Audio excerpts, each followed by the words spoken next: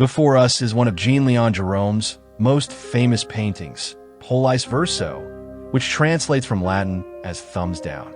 It was this gesture that decided the fate of gladiators in the arena. On the canvas, we see the moment when the victor, a proud Mermelin, places his foot on the neck of his defeated opponent, awaiting the decision of the public.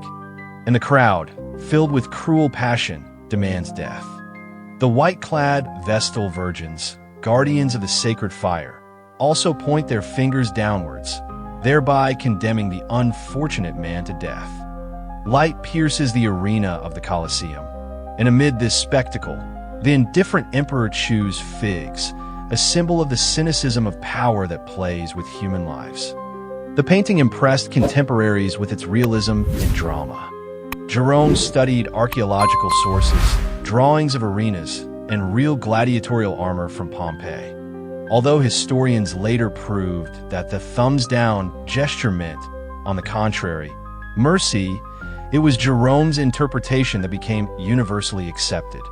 Since then, thumbs down has been a sign of death in world culture.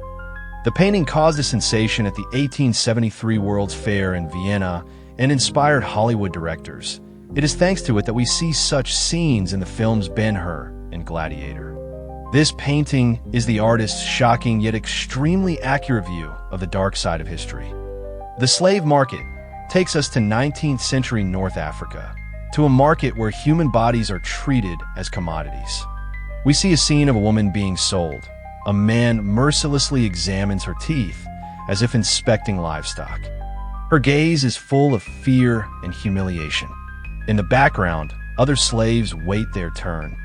Gerome does not depict blood or violence. Everything is held together by the tension of the moment, the contrast between the cold indifference of the merchant and the defenselessness of the victim.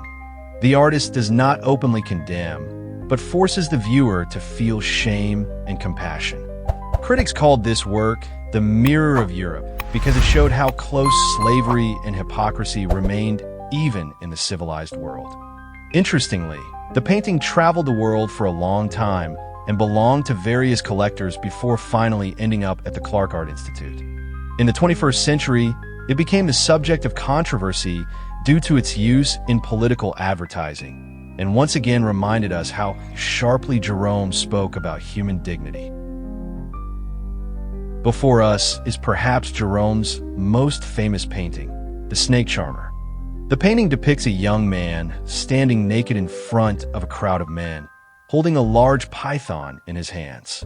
An old man plays the flute, and the audience, Eastern warriors from different tribes, watch the performance spellbound. At first glance, it is simply a scene from the exotic world of the East. But Gerome creates a complex metaphor. Behind the cold beauty of the blue mosaics, painted with photographic precision, lies an atmosphere of mystery and alienation. We look at the scene through the eyes of Europe, enchanted by the foreign but not understanding it.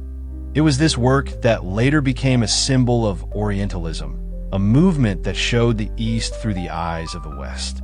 The painting became famous for the second time in 1978, when it was chosen for the cover of Edward Said's book Orientalism, which changed the world's view of colonial art.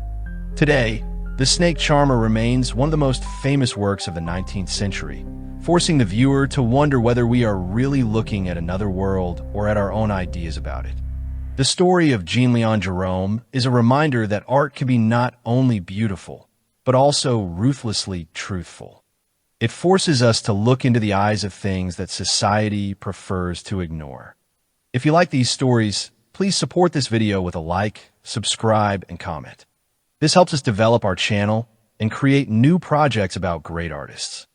Thank you for being with us. There are many more amazing stories about art ahead.